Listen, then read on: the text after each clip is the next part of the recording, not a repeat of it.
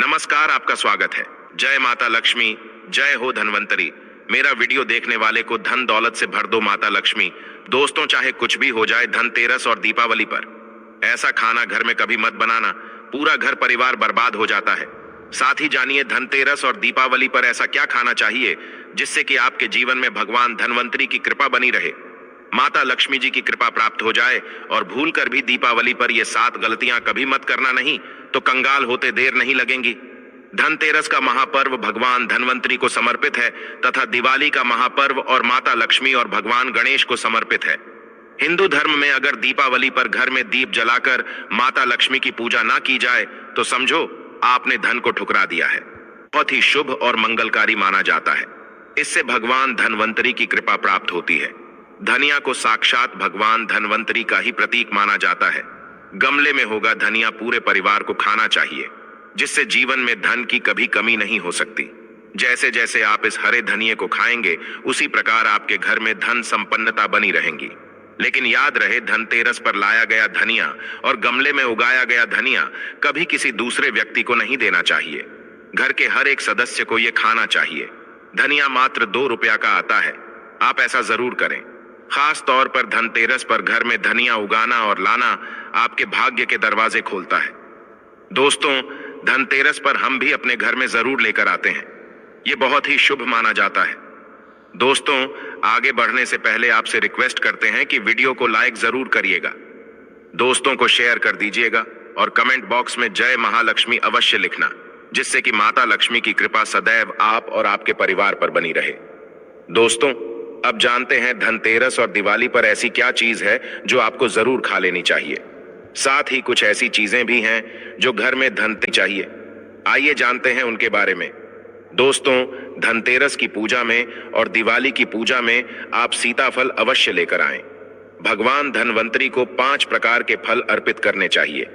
आप अपने मन के अन्न, सार फल लायक लेकिन सेब, सीताफल, केला अवश्य होना चाहिए। और अमृत, सिंघारे आदि आप कोई भी 5 रंग के फल ले सकते हैं, पर भगवान धनवंतरी को और माता लक्ष्मी को नाशपाती कभी अर्पित करना। शास्त्रों के अनुसार जो व्यक्ति धनतेरस और खास त्योहार पर दिवाली पर सीताफल खा लेता है, उसके जीवन में कभी धन की कमी नहीं होती। सीताफल में साक्षात माता लक्ष्मी का आशीर्वाद होता है, माता सीता का आशीर्वाद होता है। आप सीताफल अवश्य लें। माता लक्ष्मी को दीपावली पर गन्ना अवश्य अर्पित करें। बहुत ही शुभ और मंगलकारी माना जाता है। गन्ना इस दिन अगर आप खा लेते हैं तो आपके जीवन में कभी भी धन की कमी हो ही नहीं सकती। दीपावली पर माता लक्ष्मी को 5 रंग की मिठाई या अवश्य अर्पित करें। दीपावली पर माता लक्ष्मी को मखाने जरूर चढ़ाने चाहिए। जिस तरह मां लक्ष्मी की उत्पत्ति समुद्र से हुई थी, उसी तरह मखाने की उत्पत्ति भी जल से हुई थी। मखाने भी कमल के पौधे से मिलते हैं। धर्मशास्त्रों के अनुसार कमल के फूल और मकानों को बहुत ही शुभ माना जाता है। खास तौर पर मखाने की खीर बनाकर माता लक्ष्मी को अर्पित करने से घर में धन धान्य के भंडार भरे रहते। ऐसा व्यक्ति स्वयं ही धनी हो जाता है। इस दिन प्रसाद के रूप में दूर्वा घास अवश्य खा लें और पूरे परिवार को खिलाएं। भगवान गणेश की कृपा हमेशा आपके परिवार पर बनी रहेंगी। जो व्यक्ति दीपावली के दिन माता लक्ष्मी को खीर अर्पित करता है तो उसकी कुंडली में वारे न्यारे हो जाते हैं। उस व्यक्ति की लॉटरी लग जाती है। उसे धनी होने से कोई भी नहीं रोक सकता। माता रानी को अर्पित करके प्रसाद स्वरूप में पूरे परिवार को यह जरूर खिलाए। इस दिन खीर अर्पित करने से माता लक्ष्मी सच्चे हृदय से आपको आशीर्वाद देती है। माता बड़ी प्रसन्न हो जाती है। दोस्तों, आप जानते हैं धनतेरस और दीपावली पर वो ऐसी कौन सी चीज है जो घर में कभी नहीं बनानी चाहिए, नहीं तो पूरा घर बर्बाद हो जाएगा। किसी भी व्यक्ति को ऐसा खाना नहीं खाना चाहिए। ऐसा खाना घर में बनने पर माता लक्ष्मी घर का त्याग कर देती है। भगवान धनवंतरी क्रोधित हो जाती है। आइए जानते धर्मशास्त्र के अनुसार धनतेरस और दीपावली पर लहसुन प्याज का खाना कभी नहीं खाना चाहिए, क्योंकि इस दिन भगवान धनवंतरी और माता लक्ष्मी की पूजा का विधान है। इस दिन जो भी व्यक्ति लहसुन प्याज का खाना खाता है, उसके घर में हमेशा राहु केतु का वास हो जाता है। भगवान शनि भी नाराज हो जाते हैं और अगर घर में राहु केतु का वास हो जाएगा तो वहां पर माता लक्ष्मी और भगवान धनवंतरी की कृपा कभी नहीं बरसेगी। और ये बात आपको हमेशा ध्यान में रखनी चाहिए। वेदों के अनुसार खास तौर पर धनतेरस के दिन ही राहु केतु की भी उत्पत्ति हुई थी और उनकी मुंह की लाल से जीन्स पौधे का जन्म हुआ था। वह है लहसुन और प्याज का, जो भी धनतेरस और दीपावली पर लहसुन प्याज का सेवन करेगा, उसके घर में राहु केतु का वास हमेशा के लिए हो जाएगा, कंगाल हो जाएगा, बर्बाद हो जाएगा। इसलिए ऐसा खाना भूलकर भी इस समय खास तौर पर कभी मत खाना, आप बाकी दिनों में खा सकते हैं, पर धनतेरस और दीपावली पर लहसुन प्याज का खाना कोई भी मत खाना। छोटे छोटे बच्चे ये गलतियां अक्सर कर देते हैं। अक्सर बाजार से डिब्बा बंद खाना खा लेते हैं या चिप्स, कुरकुरे आदि खा लेते हैं जिसमें लहसुन प्याज होता है। इसलिए कम से कम धनतेरस और दीपावली पर इन चीजों से दूर रहें। दोस्तों, जरा आप ही सोचिए, आप खास तौर पर धनतेरस और दीपावली पर राहु केतु को अपने घर में बुलाएंगे या फिर भगवान धनवंतरी और माता लक्ष्मी को, इसलिए अपने घर का सत्यानाश जानबूझकर ना करें। आगे आपकी मर्जी। दोस्तों, शास्त्रों के अनुसार माना जाता है कि भगवान धनवंतरी की कृपा प्राप्त करने के लिए पीली चीज घर में इस दिन अवश्य बनाने चाहिए, जैसे करी पकौड़ा, पीले चावल, पीले हलवा, पीली खीर आदि अवश्य बनानी चाहिए, क्योंकि इस दिन पीला रंग स्वर्ण माना गया है तथा सोने चांदी के समान माना गया है। भगवान धनवंतरी को पीला रंग अति प्रिय है, पीली चीजें अति प्रिय हैं। इस दिन पीली चीजें अवश्य खानी चाहिए, पीला रंग अवश्य धारण करना चाहिए। पीले रंग से भगवान धनवंतरी आकर्षित होती है, तो ऐसे में माता लक्ष्मी भी आपके ऊपर घर में स्थायी रूप से अपना वास बनाएंगे। दोस्तों, माना जाता है कि धनतेरस और दीपावली जैसे महापर्व को कभी भी कर्ज लेकर के नहीं मनाना चाहिए। जो व्यक्ति कर्ज लेकर दीपावली का त्योहार मनाता है, उसके घर में उल्टा और कर्जा हो जाता है। शास्त्रों में एक उल्लेख है कि माता लक्ष्मी उसी के घर में वास करती है जो सच्चे हृदय से माता रानी को बुलाता है।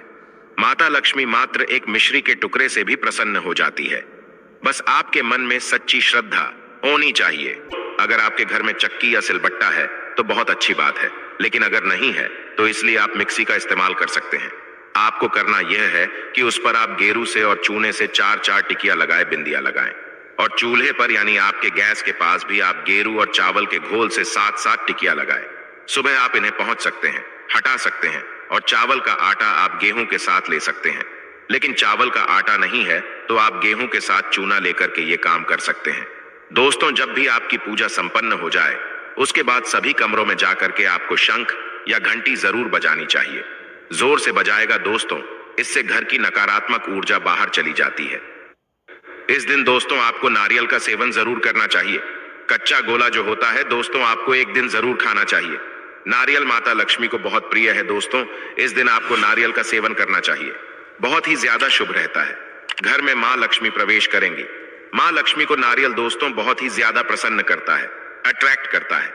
इस दिन आपको घर में गन्ना यानी ईंट लेकर के आनी चाहिए। अपने द्वार पर आपको दोनों तरफ गन्ना यानी ईख लगानी चाहिए। दोस्तों, इससे मांस मदिरा का सेवन आपको नहीं करना चाहिए, और जो रात के समय भोग के लिए आप खाना बनाएंगे दोस्तों, उसमें भी आपको ध्यान रखना है कि लहसुन प्याज का प्रयोग अपना करें, क्योंकि माँ को जो भोग लगेगा तो भगवान गणेश को जो भोग लगेगा उसमें लहसुन प्याज का अगर आप इस्तेमाल करते हैं तो आपकी पूजा खराब हो जाएगी, आपको पूजा का फल नहीं मिलेगा।